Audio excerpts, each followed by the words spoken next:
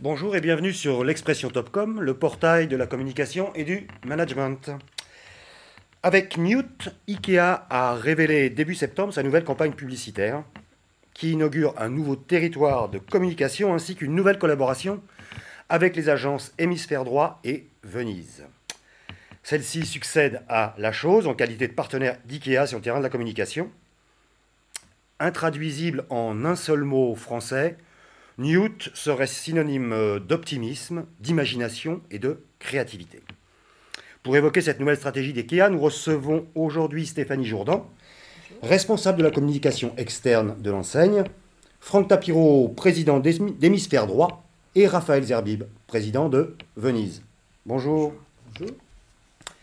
Commençons par parler de la marque. Stéphanie Jourdan, est-ce que vous pouvez nous rappeler rapidement les implantations d'IKEA en France, la place du marché français pour IKEA en Europe et puis les ambitions en termes de développement? Alors IKEA, aujourd'hui, on compte 28 magasins sur le marché français, alors, ce qui nous positionne comme leader sur le marché du meuble en France. Mais pour IKEA, la France représente en fait le troisième marché dans le monde, donc après l'Allemagne et les États-Unis, et le deuxième marché en Europe.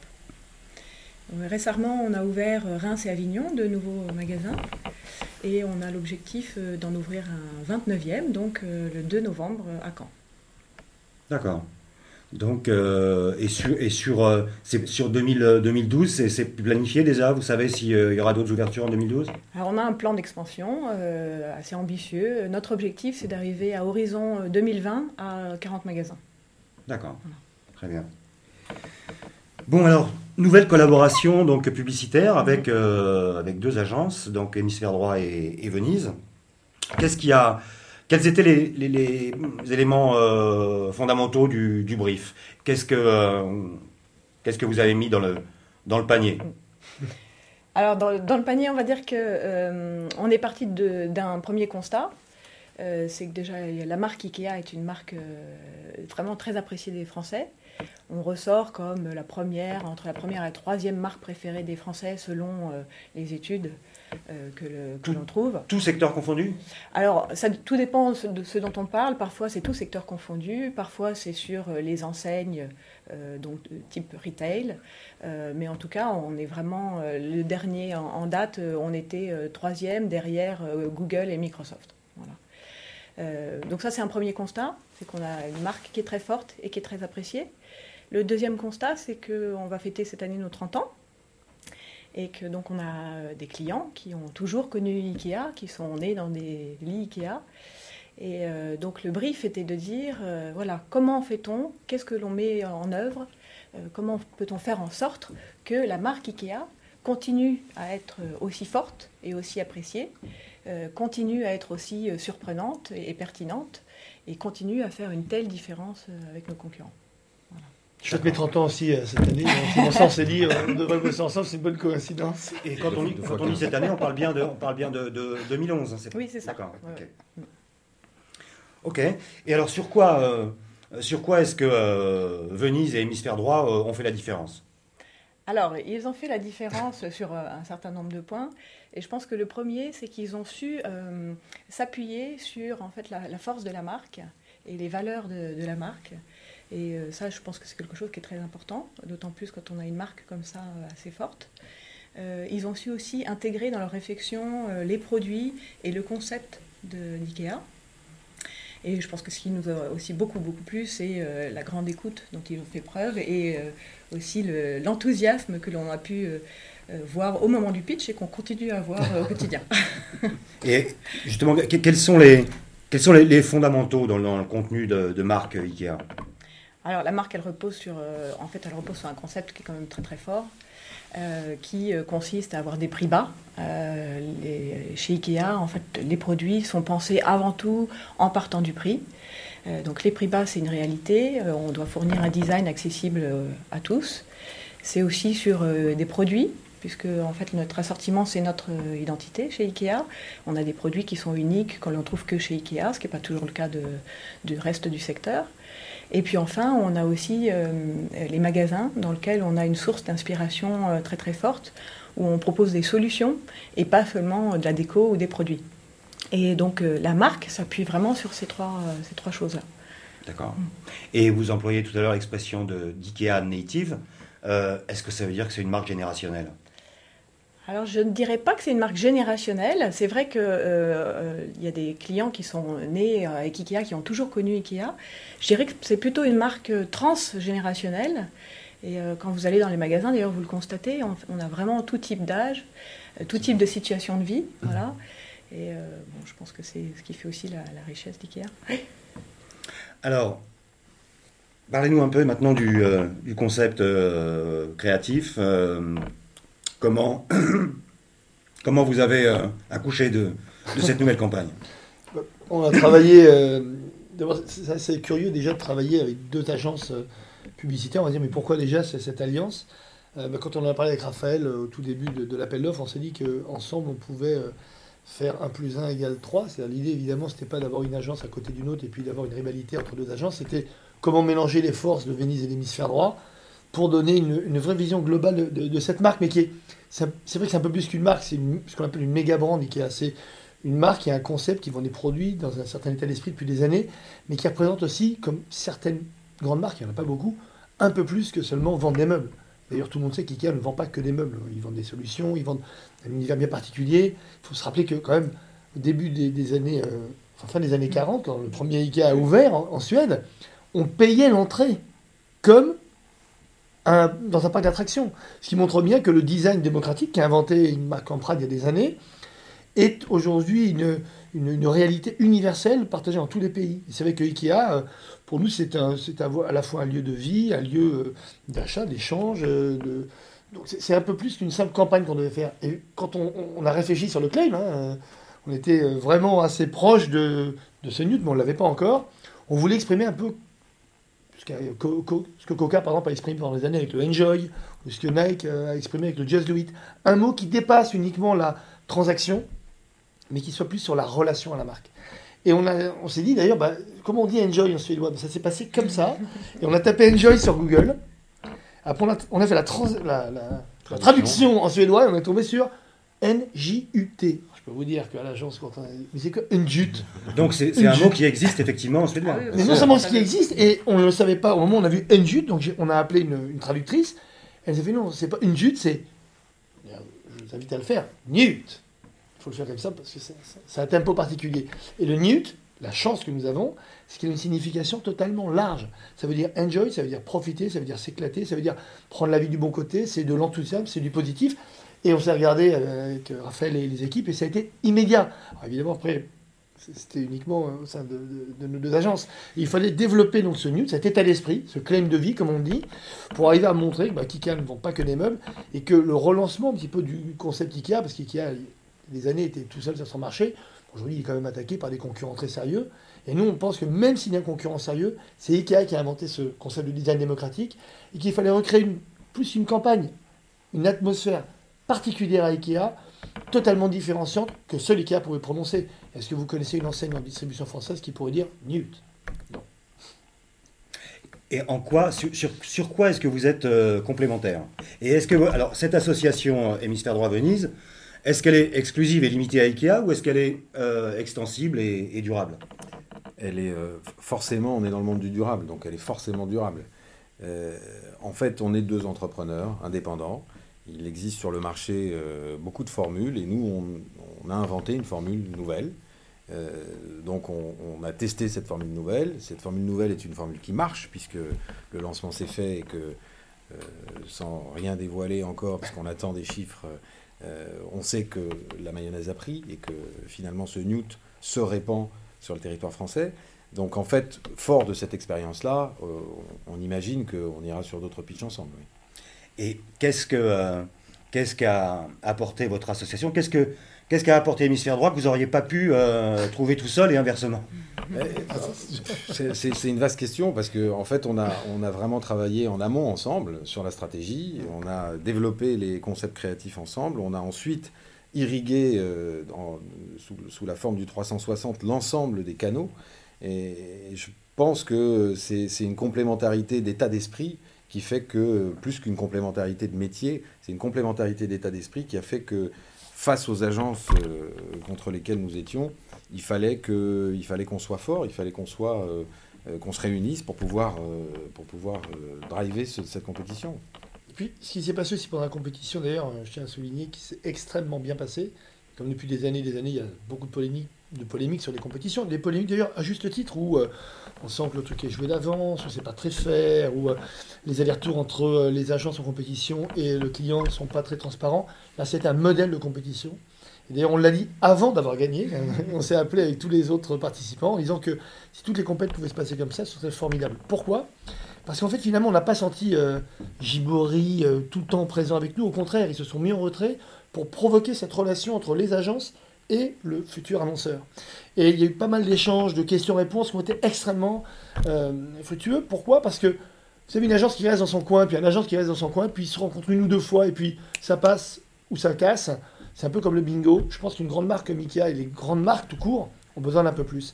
Et je pense que d'abord, essayer de conforter une relation pendant la compétition, c'est aussi s'assurer que l'agence qui va gagner a déjà commencé à travailler dans sa tête. Et d'ailleurs, aujourd'hui, je peux vous le dire, et d'ailleurs Stéphanie peut le démontrer, on a senti vraiment un travail d'équipe pendant cette compétition, pendant la production des films. Mais aujourd'hui, on a l'impression qu'on travaille ensemble depuis longtemps et que les choses se font de façon très fluide. Et voilà, donc pour preuve que l'acte de la compétition, pour moi, ce n'est pas uniquement la rencontre de la meilleure agence avec le brief et l'annonceur, c'est le démarrage du travail stratégique et créatif. Et on gagne du temps, évidemment, on gagne de l'argent aussi. Pourquoi ? Parce qu'une marque n'attend pas la fin de la compétition pour enfin commencer à travailler. Donc quand ça dure 2, 3, 4 mois, tout ça c'est mis à contribution pour développer un concept. Et ça, c'est très vertueux. Faites-moi un peu le pitch sur ensuite les choix médias. Comment ça s'est décidé, sur quels critères? Alors sur les choix médias... Et l'agence média, c'est qui? KR Média. Oui. Sur les choix médias, on va dire que chez Ikea, on a déjà un média très important qui est le catalogue, qui pour nous, après le magasin, est le premier média pour Ikea. C'est un outil qui est encore très attendu. Les gens le conservent pendant une année jusqu'à temps qu'ils aient le prochain dans la boîte aux lettres, etc. Et puis ensuite, après, on articule notre communication avec, on va dire, des plurimédias. Le digital ayant une part assez importante compte tenu de ce média qui est maintenant très important et qui est très riche, très vaste, qui permet de faire beaucoup de choses. Et où en êtes-vous en termes de e-commerce? Est-ce que ça c'est une part importante? Oui, non Alors le e-commerce, on a un site marchand, effectivement, où on vend pas la totalité de l'assortiment, mais une grande partie. Aujourd'hui, on considère que c'est un magasin comme un autre. Sauf qu'aujourd'hui, il est plus petit forcément que les autres magasins. Et c'est plus un service que l'on propose en complémentarité des magasins et du site web. On sait ce que ça représente en termes en proportion, vente physique au magasin et la partie e-commerce. Alors oui, on sait. Mais on dit pas. Ils savent tout. On sait, mais rassurez-vous, ils le savent. Mais il y a ambition à développer le e-commerce ou pas plus que ça? Oui, il y a ambition à continuer à le développer. Oui, absolument. Et pour revenir 2 secondes sur les effets du news aussi, même par rapport au choix média, c'est que la marque aujourd'hui doit se mettre en scène de plein de façons différentes, parce qu'une marque a plein de publics, surtout une marque comme Ikea. C'est que l'intérêt du news, c'était aussi de montrer que c'était pas juste un slogan de pub ou un claim ou une baseline, comme on dit, mais c'était vraiment un claim qui s'adaptait absolument à toutes les prises de position, toutes les mises en scène de la marque sur tous les publics, à n'importe quel moment. Ça s'adapte en radio, en plus on a créé une musique qui est plus qu'un jingle, c'est un vrai single, d'ailleurs vous allez voir dans les prochains mois. Je pensais justement à la radio, parce qu'avec un mot comme ça, je suppose qu'il y a de quoi s'amuser en radio. Oui, parce que c'est sonore, c'est audiovisuel. On a même inventé un petit personnage sur le point d'exclamation avec le petit Newty, c'est un petit bonhomme qu'on va retrouver aussi dans la communication. Mais il y a radio dans le plan média? Il y a la radio, bien sûr. La radio, d'ailleurs, qui a commencé 15 jours tous les matins. Ça marche en affiche, ça marche en film. évidemment le volet web, le volet digital. Vous allez voir tout ce qu'on a déjà développé, ce qui va se poursuivre dans les prochains mois va être un point très important. L'idée, c'était vraiment, vous savez, on parle de 360, ces mots-là. En 360, pour moi, c'est tourner en rond, donc on évite ce genre de choses. On parle plutôt de déploiement. Une marque doit se déployer. Et c'est pas forcément uniquement sur les médias, c'est aussi dans d'autres moments où la marque a besoin de s'exprimer. Ça peut être en RP, ça peut être en marketing de rue, ça peut être de n'importe quelle façon différente sur une newsletter, qu'on a appelée d'ailleurs, qu'on a débaptisée et qu'on appelle la newsletter, ce qui est un grand progrès dans l'histoire de la newsletter. On voit déjà d'ailleurs les premiers retours qui sont très positifs. Donc voilà, l'idée c'était de donner un souffle. C'est une newsletter interne ou client? Newsletter. On ne dit plus, désormais on ne dit plus news, mais newsletter. Et elle est interne ou elle est... Elle est pour les clients, nos membres IKEA Family et les clients qui en communiquent. Okay. Bon, cet été, là, vous nous avez fait une opération, là, une aire de la sieste, là, sur l'autoroute. Est-ce que ça s'inscrivait dans le cadre des 30 ans de la marque ou pas? Et quel bilan vous en avez fait? Alors non, ça ne s'inscrivait pas dans les cadres des 30 ans de la marque. Ça s'inscrit plutôt dans notre politique de communication où, effectivement, on a l'ambition de créer des événements dans différents moments de l'année. Pour soutenir la marque d'une part, pour aller à la rencontre des clients d'autre part, voilà, montrer un autre aspect d'IKEA. Et donc cette opération a été menée avec notre agence Ubibene et avait vraiment pour objectif d'accompagner en fait les Français dans une des étapes de leur vie qui est le départ en vacances. Et on s'est dit qu'est-ce qu'on peut faire pour améliorer ce quotidien-là, cet instant de la vie. Et donc Ubibene a eu cette idée de faire cet hôtel éphémère où on proposait des siestes de 20 minutes aux conducteurs. Et qu'est-ce que ça donne en termes de fréquentation? Parce que c'était une capacité de combien de... Alors on avait 28 chambres. Voilà. Combien de siestes? 28 chambres. Alors les siestes duraient 20 ou 30 minutes dans ces eaux-là. Et on a fait presque 10 000, on a offert presque 10 000 siestes aux conducteurs. On a eu beaucoup plus de visiteurs, mais en tout cas il y a 10 000 personnes qui ont pris le temps de s'arrêter, de faire une sieste. Et c'est très bien parce que on sait que dans le thème de la sécurité routière, la somnolence au volant c'est un vrai problème. Et donc c'était un vrai plus, un vrai service offert aux vacanciers. Et alors est-ce qu'il y a des actions spécifiques liées aux 30 ans de la marque ou pas? Alors pour l'instant, on réserve encore cette surprise. Bon, ce qui est sûr, c'est qu'on fera pas un anniversaire comme tout le monde. On fera quelque chose à la façon Ikea, mais on réserve encore la surprise. D'accord. Bon, vous avez un petit souci ponctuel à gérer en termes de réputation, là, avec la sortie du livre d'Elisabeth Asbrink qui revient sur les amitiés d'Ingmar Kamprad, donc le fondateur d'IKEA, sur la Seconde Guerre mondiale. Comment on fait pour gérer ce genre de situation? Est-ce que c'est l'objet d'un dispositif de communication de crise particulier ou pas? Alors, ce qu'il faut dire déjà, c'est que Ingvar Kamprad, il y a à peu près 10 ou 15 ans, a déjà reconnu publiquement qu'il avait effectivement adhéré à un mouvement de jeunesse fasciste pendant la Seconde Guerre mondiale. Il s'est excusé plusieurs fois à maintes reprises. Donc voilà, il a dit publiquement que c'était la plus grosse erreur de sa vie, et je pense qu'on est tous d'accord avec ça. Maintenant, ça c'est, je dirais, c'est le malheureux passé de Ingvar, et ça n'a rien à voir avec l'actualité et les activités d'IKEA. Quiconque a travaillé avec ou chez IKEA sait que ça ne correspond pas du tout aux valeurs démocratiques d'IKEA. Donc voilà, on fait vraiment la séparation entre les deux. Et est-ce que vous en ressentez des effets négatifs ou pas? Non, on n'en ressent pas des effets négatifs. Je pense que les gens savent bien faire la part des choses. Voilà. D'autant plus quand on a comme ça un fondateur qui a reconnu publiquement que c'était une énorme erreur à maintes reprises. On revient sur on n'a pas beaucoup parlé de la création. On revient sur les 3 films. Oui. 5 films. Il y en a 2 qui arrivent dans quelques jours. 2 autres à venir. C'est la surprise. Alors, on a pas mal de surprises. Le choix sur chaque film, je crois qu'il y en a un, c'est l'appartement de 25 mètres carrés, il y en a un autre qui est la cage, etc. Le choix de de ces scènes-là. Oui. Comment ça... En fait, déjà, le concept d'IKEA pour 2011-2012, c'est grandes idées pour des petits espaces. Vous savez, quand on regarde en France, et d'ailleurs c'est l'actualité, hein, il suffit de lire la une du Parisien d'hier, sur justement le rapport des Français avec l'immobilier, avec leur habitat. On voit d'ailleurs que les gens ne veulent pas plus forcément d'ailleurs acheter leur appartement, mais juste être bien logés.